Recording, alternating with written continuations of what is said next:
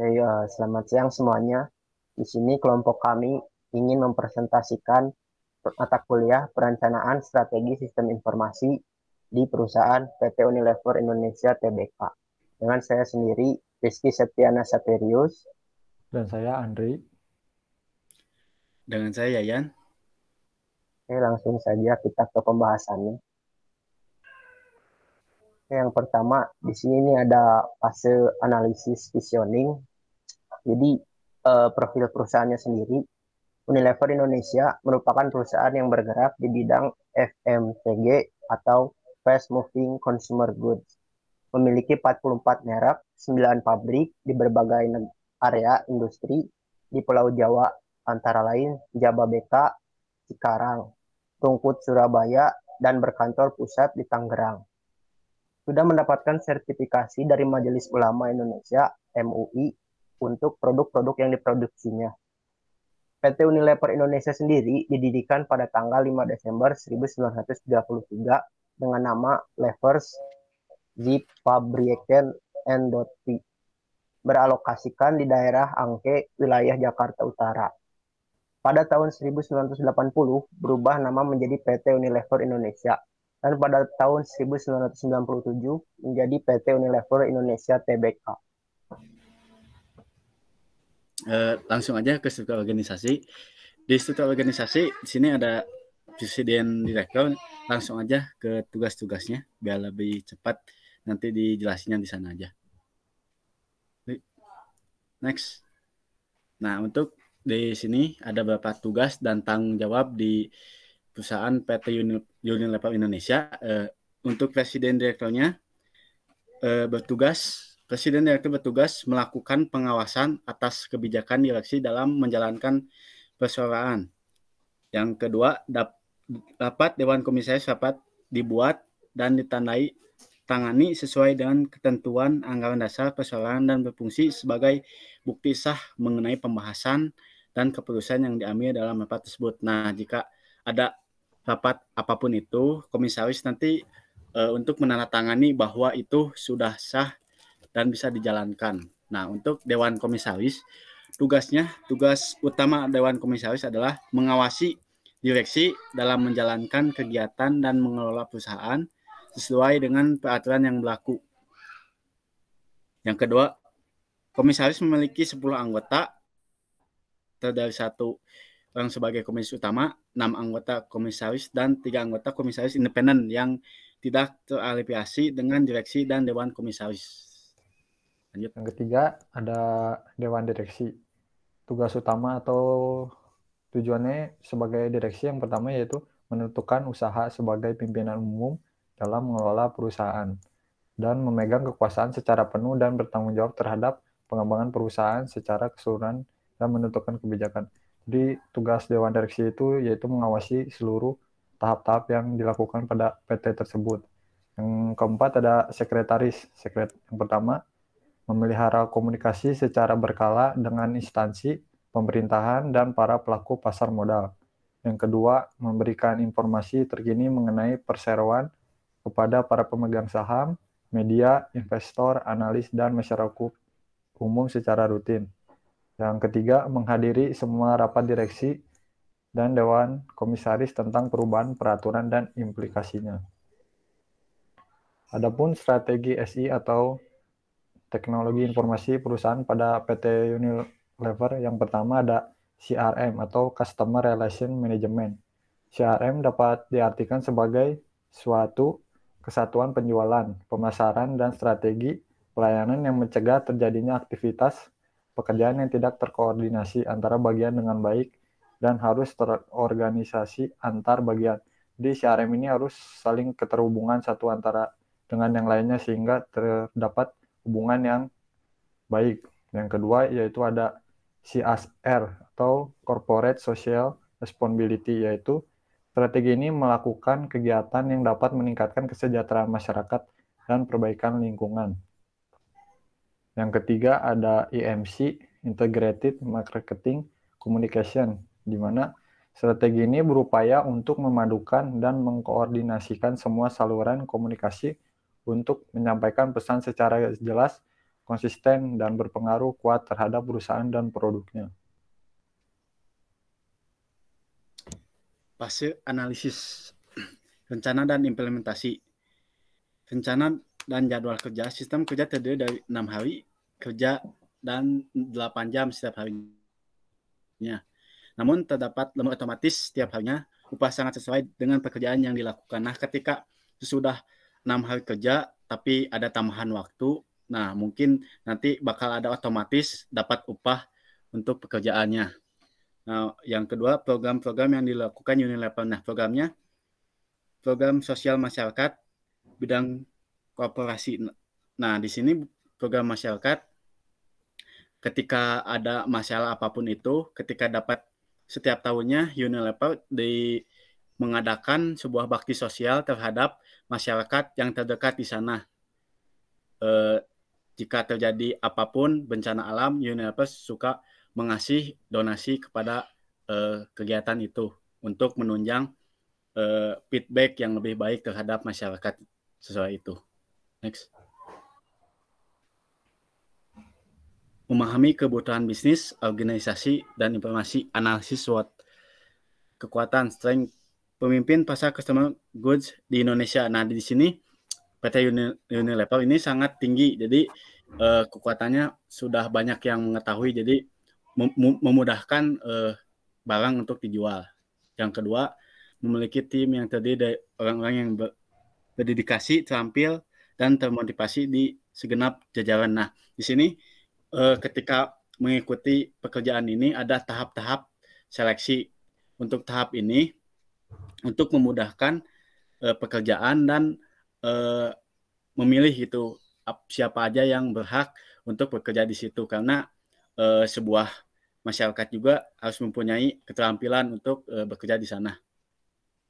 Yang ketiga, PT Unilever sudah memiliki jaringan distribusi sehingga distribusi produknya hingga ke daerah dapat terlayani. Nah, di sini semua produk Unilever bisa ke sebuah pelosok-pelosok karena PT Unilever sudah memiliki kerjasama di banyak perusahaan.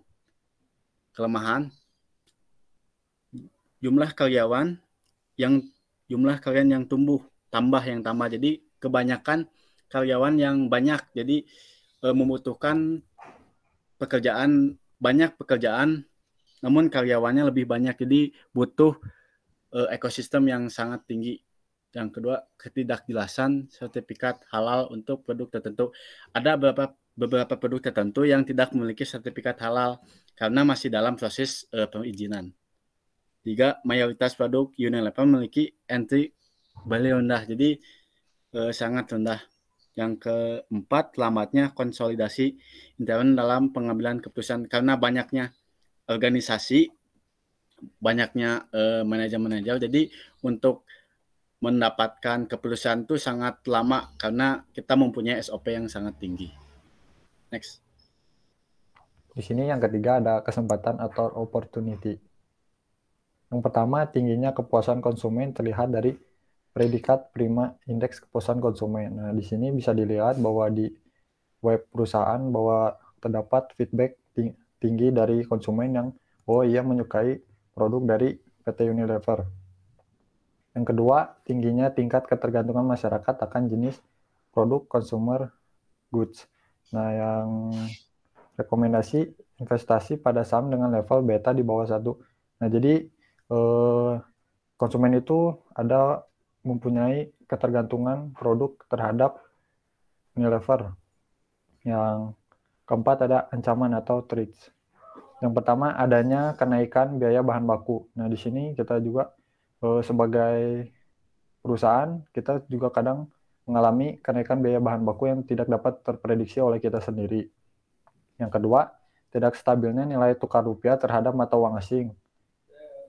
Jadi di sini kan rupiah dan dolar semakin naik. Nah, mungkin itu menjadi penyebab tidak stabilnya nilai tukar rupiah. Yang ketiga, melemahnya daya beli konsumen. Nah, di sini semenjak adanya pandemi, mungkin PT Unilever mengalami penurunan atau penjualan. Yang keempat, adanya penghapusan subsidi BBM bagi industri. Nah, mungkin berkurangnya di PT Unilever dengan penghapusan subsidi, jadi berkurang juga penghasilannya. Yang kelima, tidak konsistennya pasokan gas dari Pertamina. Yang keenam, produk pesaing dengan harga lebih rendah. Nah, di sini juga ancamannya kita pasti mempunyai pesaing lebih banyak, sehingga kita harus juga mempunyai market untuk konsumen sehingga dapat diterima oleh konsumen. Yang kedua ada fase direction atau sistem informasi fashion. Yang pertama, visi dalam Unilever yaitu menggunakan sistem informasi pelanggan yang beda dengan yang lain. Produk masuk ke dalam pasta dengan cara mempromosikan barang-barangnya dengan cara terjun langsung ke masyarakat. Nah, banyak dalam Unilever kita kan contohnya seperti tadi bantuan terhadap masyarakat. Nah, kita secara langsung mempromosikan juga barang atau produk Unilever kepada masyarakat sehingga masyarakat pun bisa melihat bahwa Unilever terjun langsung ke masyarakat dan masyarakat pun dapat mengetahui produk-produk apa saja yang dikeluarkan oleh PT Unilever. Yang kedua, adapun misinya yaitu untuk mengembangkan dan meningkatkan kualitas pelayanan yang diberikan oleh Unilever kepada pelanggan dan sebagai jembatan untuk memudahkan pelayanan. Nah, misi kita yaitu dengan membuat layanan suatu sistem informasi dapat bisa dilihat oleh semua konsumen. Nah, dengan memudahkan mereka dapat melihat produk-produk yang telah ada di Unilever sehingga konsumen pun bisa dapat terbantu oleh layanan sistem informasi tersebut. Yang berikutnya saya akan mau menjelaskan fase recommendation. Jadi dalam fase recommendation ini ada namanya develop roadmap. Nah, roadmap di sini adalah roadmap untuk pembangunan proyek ISTI untuk aplikasinya. Nah, di sini roadmapnya sendiri dimulai pada saat analisis bisnis terdahulu. Nah, di dalam analisis bisnis tersebut kita PT Unilever mengidentifikasi tujuan dan ruang lingkupnya dan juga menganalisis kebutuhan berdasarkan visi misi dari PT Unilever itu sendiri. Lalu lanjut ke pembangunan aplikasinya. Nah, di pembangunan aplikasinya tentunya di sini kita membangun user interface-nya dan juga kita coding program untuk aplikasinya. Lalu lanjut ke tahap pembangunan database. Nah, di database ini PT Unilever ini merancang database sesuai kebutuhan IS atau TI dan juga menghubungkan database yang sudah dibuat dengan aplikasi yang sudah dibuat juga. Lalu lanjut ke tahap implementasi aplikasi. Nah, di sini aplikasi yang sudah dibuat diimplementasikan untuk menggantikan aplikasi yang lama dan langsung dilakukannya pelatihan untuk karyawan supaya bisa terbiasa dengan penggunaan aplikasi yang baru dibuat atau diimplementasikan. Nah, di dalam PC recommendation juga ada yang namanya develop business case. Nah, develop business case ini berpedoman pada ROI atau return on investment. Nah, ROI adalah laba investasi yang dihitung berdasarkan pembagian dari hasil yang dihasilkan dengan besaran modal yang ditanam. ROI sendiri digunakan untuk menghitung beberapa nilai suatu investasi. Nah, berikutnya ada communicate the plan.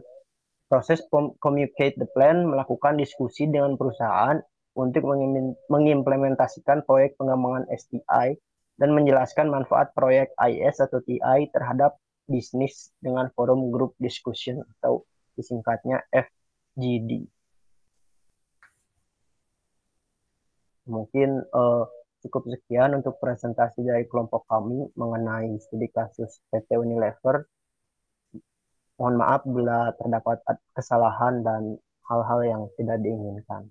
Saya Rizky Setianas dan mewakilkan anggota kelompok izin pamit. Selamat siang.